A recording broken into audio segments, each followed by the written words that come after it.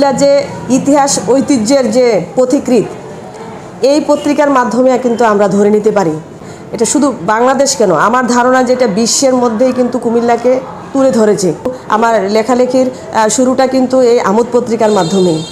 এই আমোদ পত্রিকায় আমরা দেখা গেল যে আমরা কয়েকটা ফ্রেন্ড ছিলাম, আমরা গিয়ে কবিতা দিয়ে আসতাম। দেখা গেল যে পরের সপ্তাহে এটা ছাপা হতো।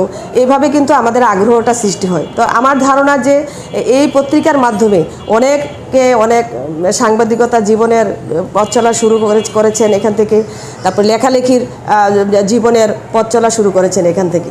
তো আমি আমোদ পত্রিকাকে ধন্যবাদ জানাতে চাই যে এটা হলো মানে লেখক এবং সাংবাদিক গড়ার একটা কর্ণধার। এই পত্রিকাটা আলোর পথ দেখাচ্ছে। প্রত্যাশা করব যে এই পত্রিকাটা তার কার্যক্রম চালিয়ে যাবে এবং আরও কীভাবে যুগের সাথে প্রযুক্তির সাথে তাল মিলিয়ে আরও এগিয়ে থাকতে পারে সেদিকটা খেয়াল রাখবে।